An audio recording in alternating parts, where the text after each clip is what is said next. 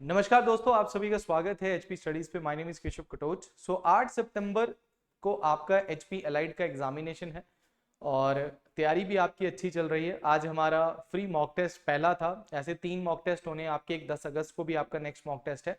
तो जिन बच्चों ने ये मॉक टेस्ट नहीं दिया है वो अभी भी निम्बस करियर ऐप में जाके ये फ्री ऑफ कॉस्ट आपका ये मॉक टेस्ट पड़ा होगा, वहां पे इस मॉक टेस्ट को लगाइए, एनालाइज कीजिए और 10 अगस्त को फिर से मॉक टेस्ट जो है वो निम्बस करियर ऐप पे ही आपका होगा। पूरे 200 मार्क्स का आपका ये प्रीलिम्स का मॉक टेस्ट होगा।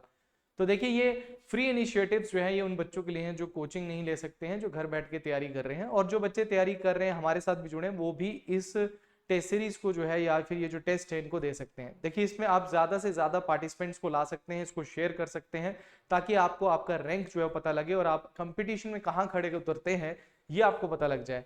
तो देखिए, अब हमने क्या किया है कि हमने भी आपके लिए जो है वो फ्री इनिशिएटिव यूट्यूब पे लाया है, जिसमें हम इंपॉर्टेंट टॉपिक्स को कर रहे हैं। जैसे नितिन सर इकोनॉमिक्स और साइंस के कुछ टॉपिक्स ला रहे हैं जहां से क्वेश्चन आता ही आता है। उसी तरीके से आज हम जो है वो एनवायरमेंटल एक्ट्स की बात जो है वो यहाँ पे करने वाले हैं। एनवायरमेंटल एक्ट्स जो कि आपके match the following chronological order और इस तरीके से क्वेश्चन जो है वो आपको पूछे जाते हैं। तो ध्यान में रखिएगा कि जो वीडियो मैं आपको बता रहा हूँ आज, ये बहुत ही इंपॉर्टेंट जो है वो होने वाली है। तो अंत तक देखना है आपने वीडियो को। और जो बच्चे तैयारी कर रहे हैं एचपी स्टडीज के यूट्यूब चैनल को और हमारे टेलीग्राम चैनल को सब्सक्राइब कर लो। आपको बहुत सारा कंटेंट यहाँ पे फ्री ऑफ कॉस्ट जो है मिलते हैं। इस लेक्चर की पीडीएफ भी जो है वो आपको कहाँ मिलेगी, हमारे टेलीग्राम चैनल पे ही जो देखने को मिलेंगे। तो चलिए बढ़ते हैं वीडियो की ओर। तो सबसे पहले हम इंपॉर्टेंट एक्ट्स की बात जब करते हैं तो हम कॉन्स्टिट्यूशन में एनवायरमेंट के बारे में कहाँ कहाँ पे लिखा है, एनवायरमेंट को बचाना है, वाइल्ड लाइफ को बचाना है, प्लांट्स फ्लोरा एंड फौना को जो है वो बचाना है, इसकी बात कहाँ पे की गई है। सबसे पहले अगर मैं बात करता हूं तो यहाँ पे आते हैं that is your fundamental duties. देखो, फंडामेंटल ड्यूटीज में आप देखेंगे पार्ट 4A में फंडामेंटल ड्यूटीज है हमारी, और आर्टिकल 51A में जो ये आती है, to protect and improve the natural environment including the forest, lakes, rivers and wild life, to have compassion for living creatures. ये एक्चुअल में आपका 42nd अमेंडमेंट एक्ट 1976 के अंडर जो है मिनी कॉन्स्टिट्यूशन जिसको बोलते हैं, क्या बोलते हैं इसको, मिनी कॉन्स्टिट्यूशन जो बोलते हैं, इसके अंडर जो है हमने जो क्लॉज जी था, ठीक है, ध्यान रखना, क्लॉज जी में आर्टिकल 51A में हमारे नेचुरल एनवायरनमेंट को प्रोटेक्ट और इंप्रूव करने की बात जो है वो की गई है।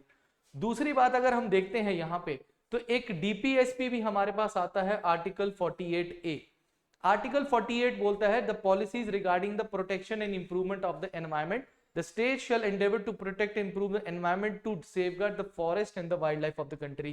तो एनवायरनमेंट को प्रोटेक्ट करना और हमारी वाइल्ड लाइफ को प्रोटेक्ट करना, उनको सेफगार्ड करना, ये सभी की बात जो है वो आर्टिकल 48A, जो कि आपका लिबरल इंटेलेक्चुअल में आता है, प्रिंसिपल में आता है, ये डीपीएसपी है। और इसी के साथ ध्यान में रखना कि डिपार्टमेंट ऑफ एनवायरनमेंट जो है वो हमारा 1980 में बना था, ताकि हेल्दी एनवायरनमेंट कंट्री का जो है वो रहे। और ये बाद में मिनिस्ट्री ऑफ एनवायरनमेंट जो है हमारी 1985 में बनी थी। अभी भी इसका नाम अगर आप देखेंगे तो ministry of forest and environment and climate change जो है वो नाम जो है चेंज कर रही है। इसको आप देख सकते हैं कि क्या नया नाम जो है वो इसका रखा गया है। तो मिनिस्ट्री ऑफ एनवायरनमेंट कब बनी थी? 1985 में बनी थी।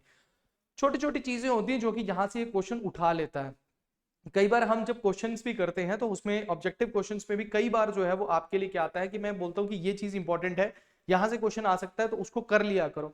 अब यहां से अगर आगे मिनिस्ट्री ऑफ एनवायरनमेंट कब बनी थी सबसे पहली बार, तो ये क्वेश्चन बड़ा इजी है, इसको हम जल्द जब इन डिस्कशंस को करते हैं तो उसमें पता लग जाता है।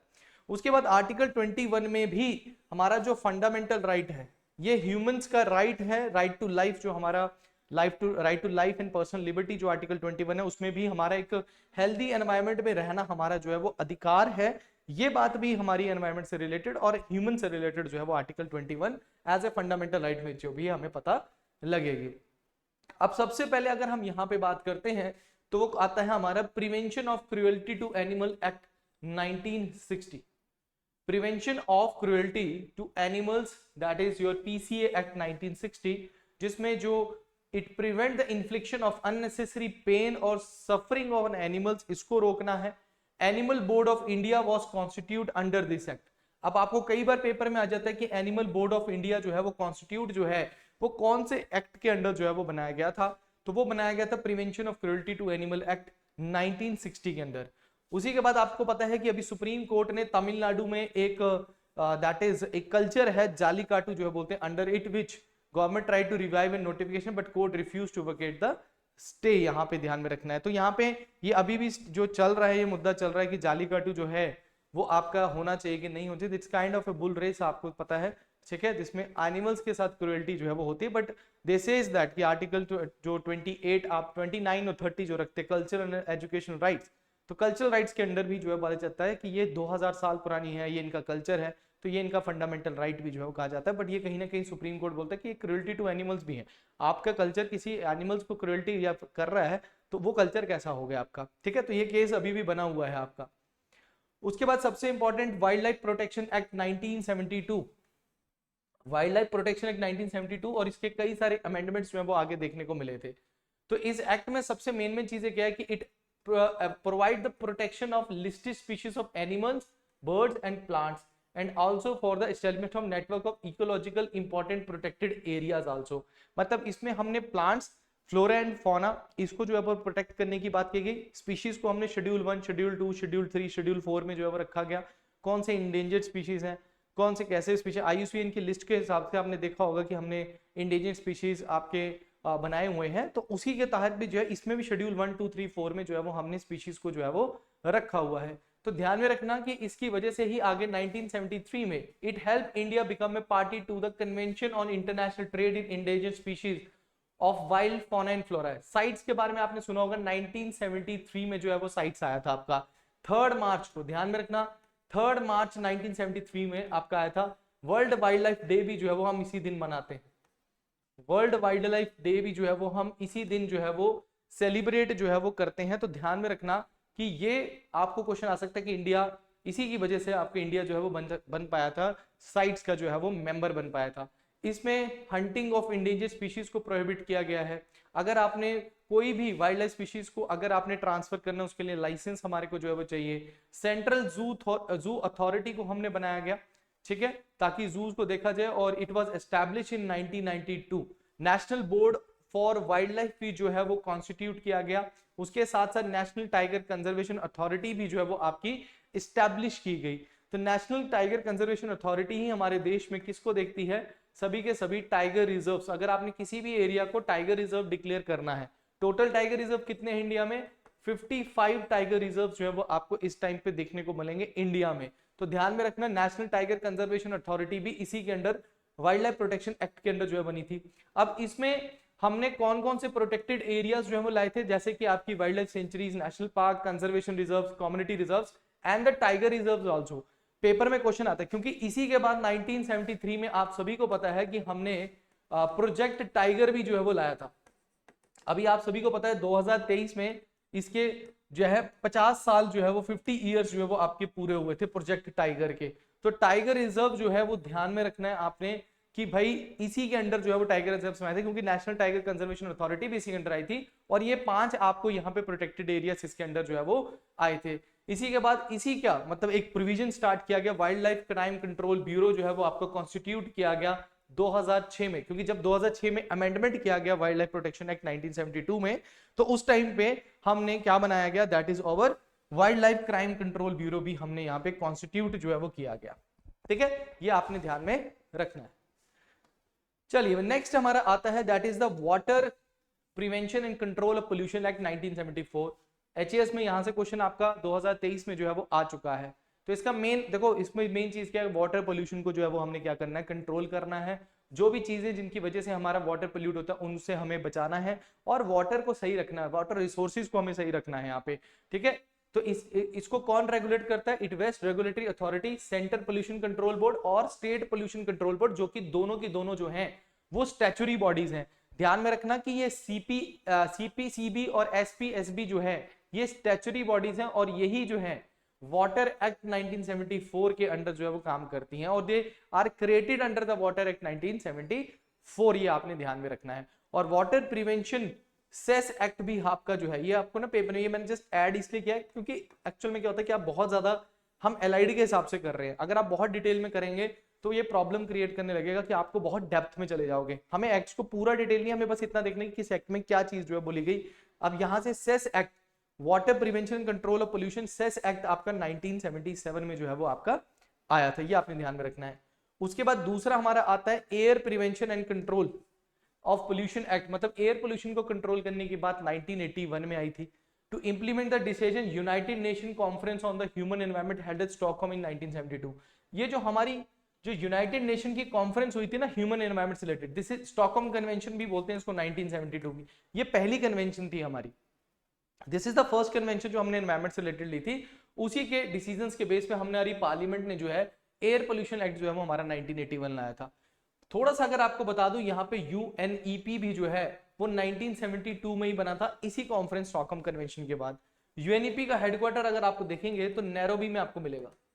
देखो अगर आपको कन्वेंशंस करनी है ना, तो ऑलरेडी मैं कन्वेंशंस के ऊपर एक वीडियो बना चुका हूं, आप सर्च कीजिए एचपी स्टडीज में, आपको कन्वेंशंस की वीडियो जो है वो मिल जाएगी, वहीं से आपको सारी कन्वेंशंस आपकी क्लियर हो जाएंगी, ठीक है।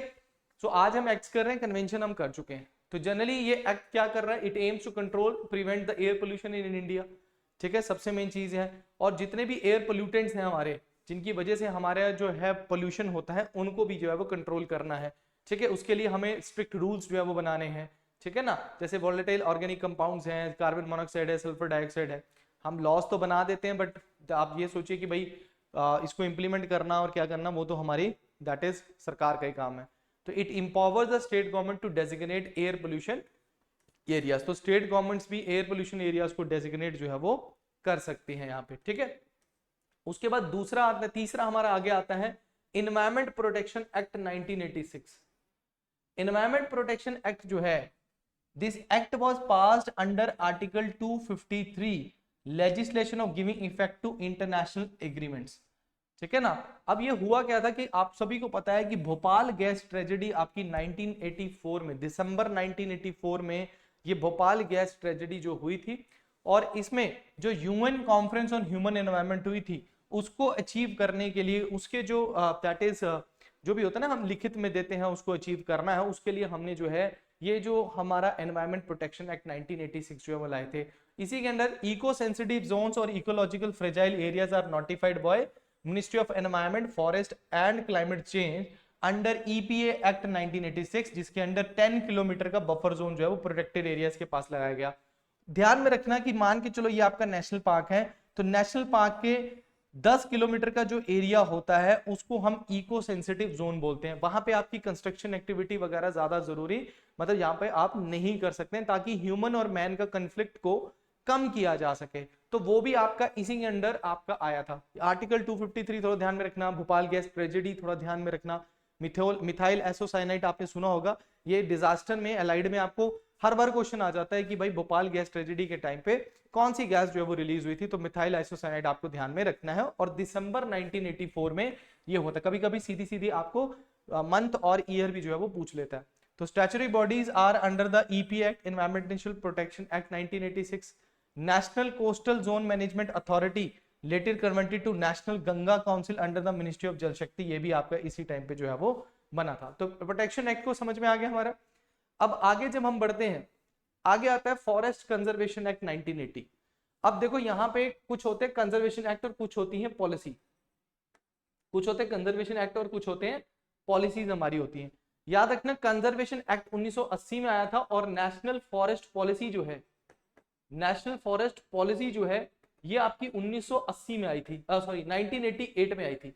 यहां से कंफ्यूजन मत क्रिएट करना, कुछ बच्चों को यहीं पे कंफ्यूजन हो जाती है कि कंजर्वेशन एक्ट कब आया था और हमारा that is the policy act जो है वो कब आया था।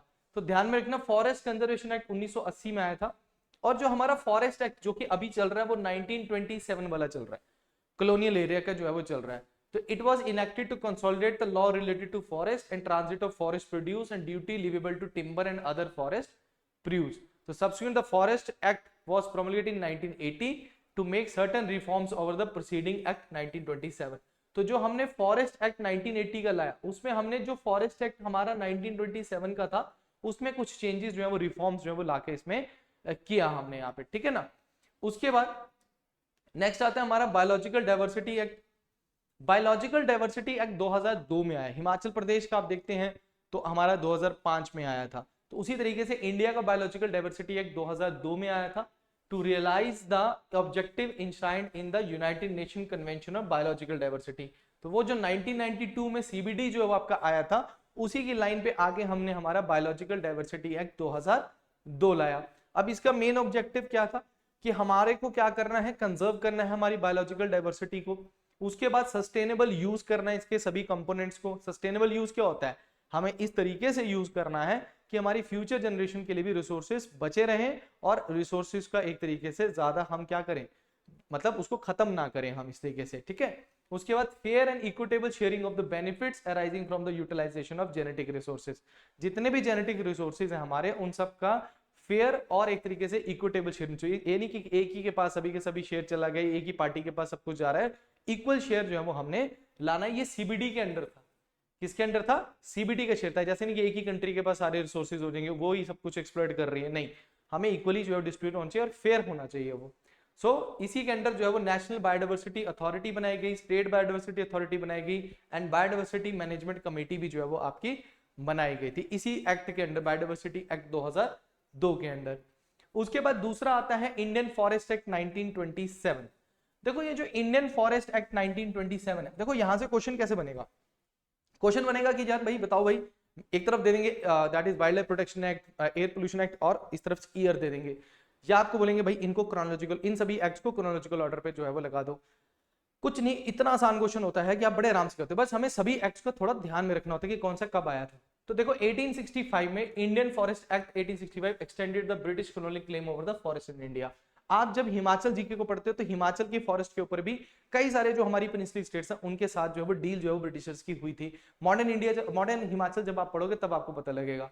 उसके बाद 1878 में फिर से आपका फॉरेस्ट एक्ट 1875 आता है, which introduced and truncated the centuries old tradition used by the communities of their forest and secured the colonial government's control over the forestry।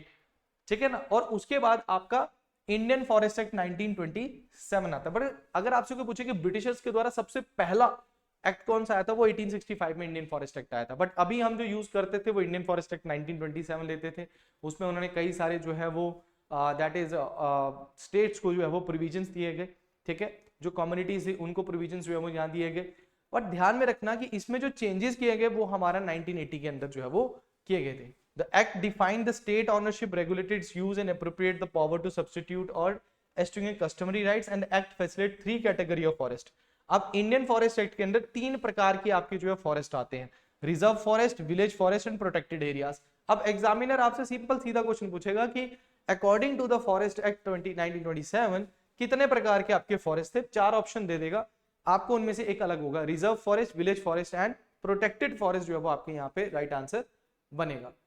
इसके बाद आता है फॉरेस्ट कंजर्वेशन एक्ट, ठीक है, 1980, एक फॉरेस्ट कंजर्वेशन एक्ट आपके। नेशनल फॉरेस्ट पॉलिसी, अभी मैं आपको बता रहा हूं, पेपर में अगर आया नेशनल फॉरेस्ट पॉलिसी तो ध्यान में रखना दैट इज 1988 पेपर में आता है, ठीक है ना। फॉरेस्ट कंजर्वेशन एक्ट को आई थिंक हम अभी पढ़ भी चुके हैं पीछे, आई थिंक वो यही था कि 1988 का था, एक बार हम देख लेते, या फॉरेस्ट कंजर्वेशन एक्ट ही ये वाला था जो हम पढ़ चुके हैं, ठीक है। उसके बाद नेशनल फॉरेस्ट पॉलिसी 1988, यही नेशनल फॉरेस्ट पॉलिसी जो है, इसमें देखो पॉलिसी में और एक्ट में क्या होता है कि एक्ट में हम लॉ बनाते हैं, वो इंप्लीमेंट हो जाता है। पॉलिसी होती है कि हम एक पॉलिसी बनाते हैं, उसको इंप्लीमेंट करने की बात करते हैं, वो एप्लीकेबल भी हो सकती है, नहीं भी हो सकती है।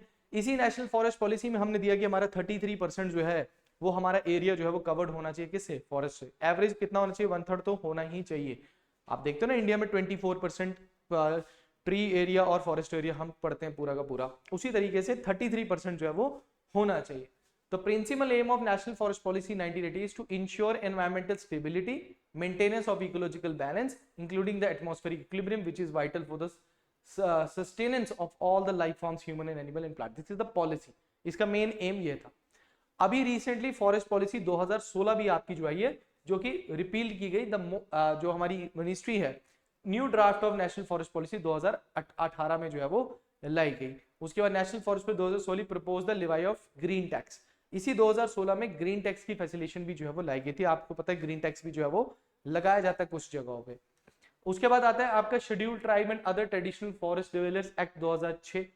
तो जो शेड्यूल्ड ट्राइब्स और अदर ट्रेडिशनल फॉरेस्ट ड्वेलर्स होते हैं उनके लिए भी एक्ट 2006 लाया गया, ठीक है।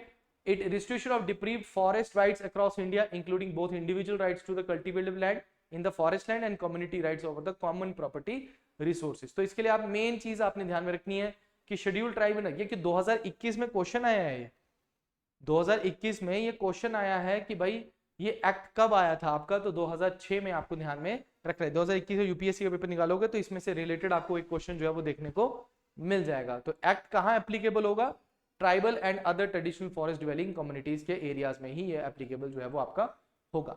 उसके बाद कोस्टल रेगुलेशन जोन्स हमारे नोटिफिकेशन 1991 में आई। अब पेपर में क्वेश्चन आता है कोस्टल रेगुलेशन जोन्स सबसे पहली बार कब आए, तो 1991 में सबसे पहली बार आए, फिर 2011 में आए, फिर 2018 में आए।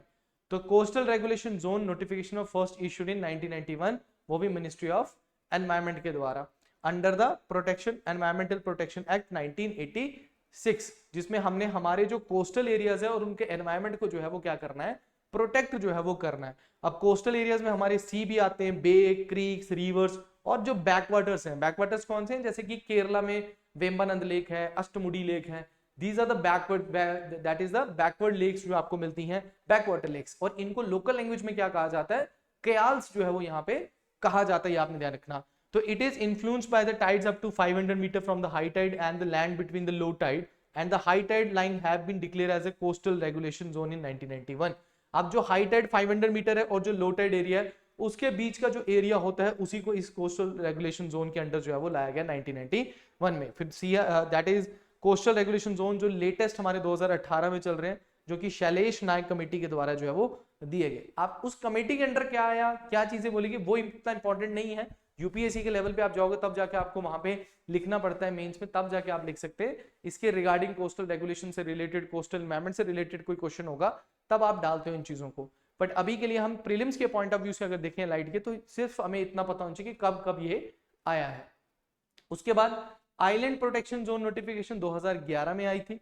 ओजोन डिप्लीटिंग सब्सटेंसेस रूल 2000 में आए थे। ओजोन से रिलेटेड आप सभी को पता है कि भाई कई सारे रेगुलेशंस आए हैं, जैसे कि वीना कन्वेंशन भी आपको पता है कि वीना कन्वेंशन आपका कब आया था, दैट इज 1985 में। उसके बाद आपका मॉन्ट्रियल प्रोटोकॉल आया था।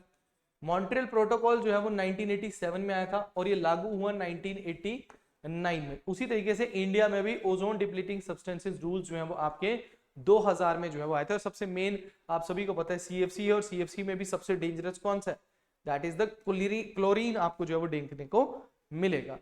ठीक है, उसके बाद आता है वेटलैंड कंजर्वेशन मैनेजमेंट रूल्स 2017 में आए थे। वर्ल्ड वेटलैंड डे कब मनाते हैं हम, 2 फरवरी को हम मनाते हैं। वेटलैंड से रिलेटेड हमने एक कन्वेंशन भी की थी।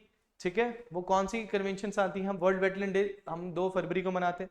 तो भाई बताइए रामसर कन्वेंशंस, रामसर कन्वेंशंस आपको ध्यान में रखना है। और मुझे आप कमेंट सेक्शन में बताएंगे कि टोटल रामसर साइट्स इंडिया में कहाँ है, टोटल रामसर साइट्स इंडिया में कितनी है और कौन सी स्टेट में। टॉप 3 स्टेट्स आप मुझे कमेंट सेक्शन में बताएंगे कि जो कि रामसर साइट्स में आती हैं। टॉप 1, सबसे पहले टॉप 1, 2, 3 में टॉप 3 आप मुझे बताएंगे, ठीक है ना। उसके बाद नेक्स्ट आपका आता है that is the national green tribunal. देखो एनजीटी के ऊपर कई बार क्वेश्चन आया हुआ है। एनजीटी जो है ये एक्ट 2010 में जो है वो आपका आया था। एक स्पेशलाइज्ड बॉडी है जो कि under the act for effective and expedition disposal of cases related to the environment protection and the conservation of the forest and other natural resources. तो आपको पता होना चाहिए कि एनजीटी किन किन रिलेटेड से केसेस को जो है वो लेता है। तो NGT deals with the civil cases under the 7 laws. कौन कौन से लॉज आते हैं, वाटर आ गया आपका, दैट इज वाटर सेस आ गया, forest conservation act, air act आपका, environment protection, public liability insurance act and biodiversity act 2002। मतलब इन सभी के अंडर ही जो है वो केसेस को जो है वो एनजीटी लेता है यहाँ पे। उसके बाद एक और चीज आपने ध्यान रखनी है कि इंडिया जो है वो 3rd कंट्री है। ये कई बार क्वेश्चन आया हुआ है कि इंडिया 3rd कंट्री है जिसमें इस तरीके का एक ट्रिब्यूनल है जो कि एनवायरमेंट से रिलेटेड केसेस, अलग से ट्रिब्यूनल हमने बनाया है। इसके अलावा जो 2 कंट्रीज हैं that is the Australia and New Zealand, जहां पे इस तरीके की आपको स्पेशलाइज्ड एनवायरमेंटल ट्रिब्यूनल जो है वो देखने को मिलेगा। Australia, New Zealand and 3rd country जो है वो आपकी इंडिया बनती है। एनजीटी जो है वो एक तरीके की पेनल्टीज भी आपको देखता है, जैसे imprisonment of for a term which में एक्सटेंड टू 3 इयर्स, इम्प्रिजमेंट भी कर सकता है, फाइन भी आप पे जा सकता है जो करोड़ों रुपीस में भी हो सकता है, मतलब 10 करोड़ तक हो सकता है। और फाइन और इम्प्रिजमेंट दोनों जो है वो ये एनजीटी आप पे लगा सकता है। ठीक है, solid waste management rules, hazard management rules हो गए, कई सारे प्लास्टिक मैनेजमेंट रूल्स हो गए, ये सभी के सभी 2016 में आए थे। प्लास्टिक मैनेजमेंट, हैजार्डस मटेरियल हो गया आपका, या फिर सॉलिड वेस्ट मैनेजमेंट हो गया, ये सभी रूल्स में भी आपके 2016 में जो है वो आए थे। तो ध्यान में रखना कि ये आपके रूल्स जो हैं आपने ध्यान में रखना है। And this rules now applicable beyond the municipal areas. पहले वो म्युनिसिपल एरियाज में होते हैं, now they are beyond the municipal areas and extend to the urban agglomeration, census town, industrial towns, airports, airbase, Indian railways, इन सभी जगह पे solid waste management rules जो है वो आपके एप्लीकेबल होते हैं।